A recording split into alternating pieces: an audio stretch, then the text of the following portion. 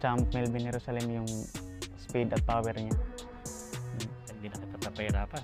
Kinakabahan ka na sa interview natin. Bukas may labang ka pa. Okay. Kasama natin, of course, boxer na naman ng papakilala ko sa inyo. Ang pangalan niya, Freshler Otrera. Utrera. Yung Freshler, hindi to nickname. Hindi, totoong pangalan po. Official name mo to. Bakit Freshler ang pangalan mo? Sinabi na ba sa'yo ng magulang mo? Sino nagbigay sa'yo nito? Yung mama ko kasi gusto niya kasi yung walang kaparehas na pangalan. Pero fresh, parang fresh English. Fresh. Bakit daw? Bakit daw? Iwan ko sa magulang ko. Hindi mo pa tinanong? Hindi. Gusto lang niya na walang kapareho na pangalan. Unique. Unique na pangalan. Unique. Pero tinanong mo na siya. Opo. Wala siyang in-explain kung saan niya kinuha yung Freshler? Wala po. Pati mga kapatid ko, iba-iba rin mga pangalan. Talaga? Mm. Oo, yung apelyido mo rin, hindi masyado taga saan ba yung mga Utrera? Hilongos Leyte. Leyte. Pero ngayon, nandito na saan kayo? Nasa Bilang-Bilangan Island. Bohol. Bohol. Bohol. Binunido. Na-curious tuloy ako, ano mga pangalan ng kapatid mo? Sa'yo mga Sherwood. Sherwood? Sweetish. Sweetish? Fritney. Fritney. Mm. Pero parang yung inspiration niya, mga English. Oo. Baka kakaiba yung mga... Yung Freshler. 5-0 si Freshler. Minimum weight... 4-0 po. 4-0. Baka magdilang anghel ako. May labang ka bukas. Baka naman. Title fight agad? Title fight. First Parang, time. Grabe binigyan ka agad ng title fight. Ba't kaya sa tingin mo binigyan ka agad ng title fight? Siguro sa disiplina na rin at sa skills.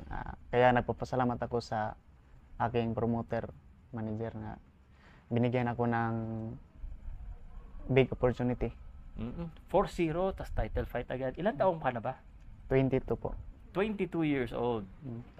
Youth yung lalabanan mo. Sinong kalaban mo? Si Sherwin Dacolio po. Yan. Taga Cebu.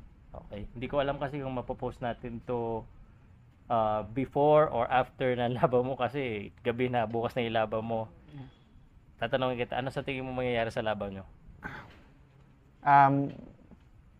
Maganda tong laban kasi magaling siya. Magaling din Alam po. ko na magaling. Ang tanong ko, alam ko na yan. Kasi sasabihin na magaling siya, gagalingan ko na. Hulaan mo lang kung ano mangyayari sa laban nyo. Kasi malamang ma-upload ko to, tapos na yung laban. Ano sa tingin mo? Panalo ka, talo ka, Para may iba naman.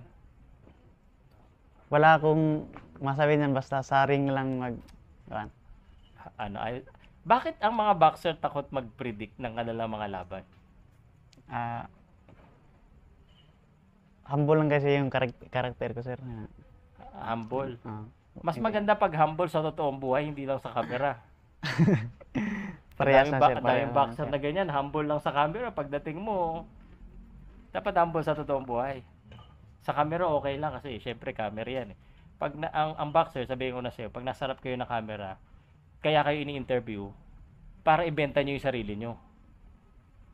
Gets mo? Para may makapanood sa inyo, makilala kayo, makilala kung sino ka ba, kung paano mo ibibenta yung sarili mo. Paano mo ba gusto makilala yung sarili mo ng mga tao?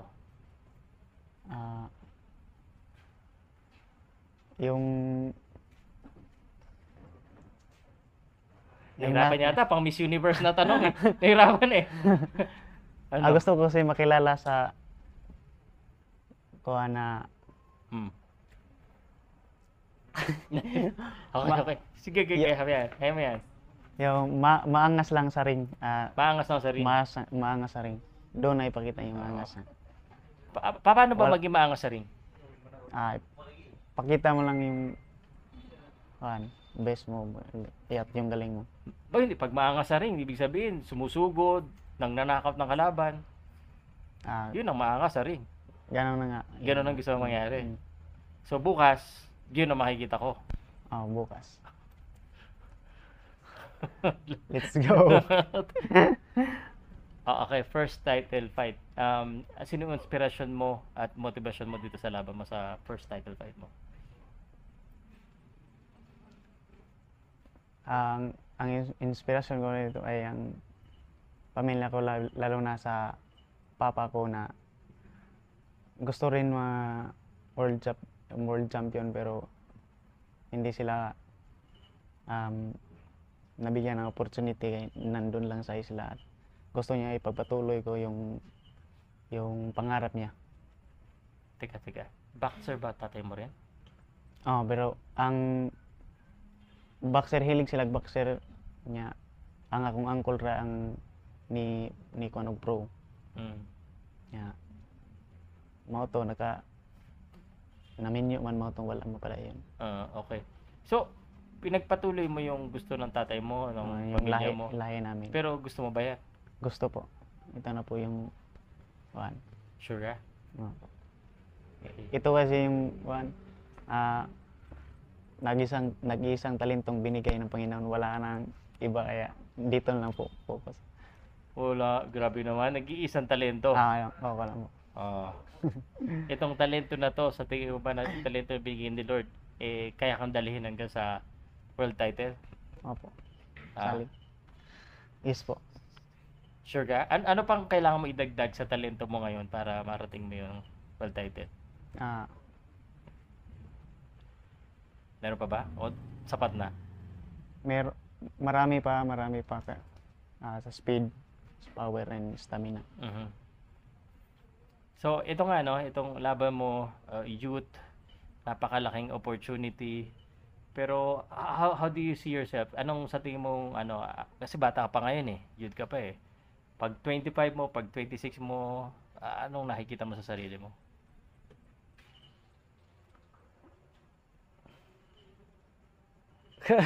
Importante kasi yon kasi ang sa boxing kailangan syempre meron kang plano sa buhay. Hindi lang bukas labang ka. Paano mo nakikita yung sarili mo? Seryosong tanong to Kasi gusto mo maging world champion eh. Pag world champion ka, dapat seryoso ka talaga, may plano ka.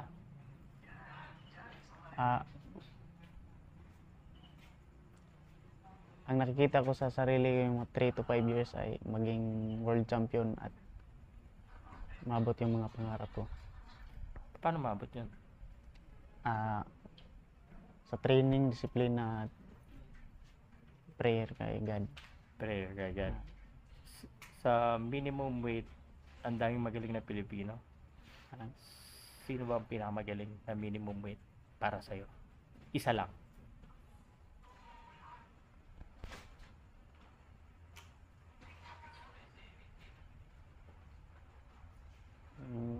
Hindi kasi ako nanonood ng mga masyadong nanonood ng mga answer. Sa minimum weight, may dalawa tayong world champion.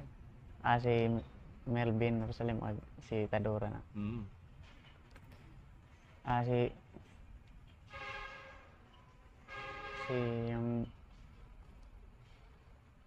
Si Melvin po ang Si Melvin. si Melvin. Si Melvin. Kilala mo ba si Melvin? Hindi po. Hindi po? Hindi pa? Hindi pa. Hindi pa siya nakikilala? Hindi pa. Gusto mo siya makilala? Gusto po. Isang karangalan po nga. Pupunta siya. Alam mo? Hindi po. Pupunta siya. Yun ang sabi sa akin. Pero just in case hindi kayo magkakausap ni Melvin, anong gusto mong sabihin sa kanya? Kasi syempre, siya na yung world champion eh. Ano bang meron si Melvin Jerusalem na gusto mong makuha? Aside from the belt. Syempre, yun yung mga kinokopya natin, yung mga world champion na.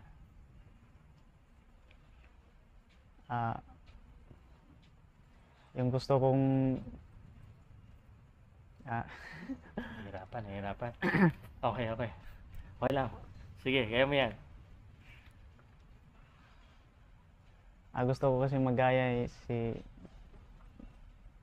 Champ Melvin Jerusalem yung speed at power niya.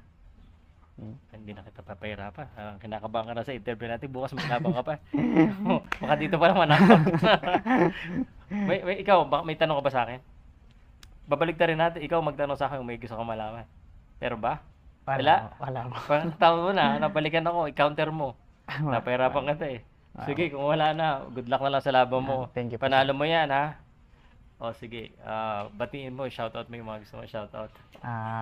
Shoutout din ko sa tanang mga nagasuporta, labi na sa taga iyo ang Gindulman Bohol nga unta inyo ming suportahan sa lain na sad nga duwa namo og unta mo tan-aw mo sa live phone o God bless. Good luck. Thank you sir.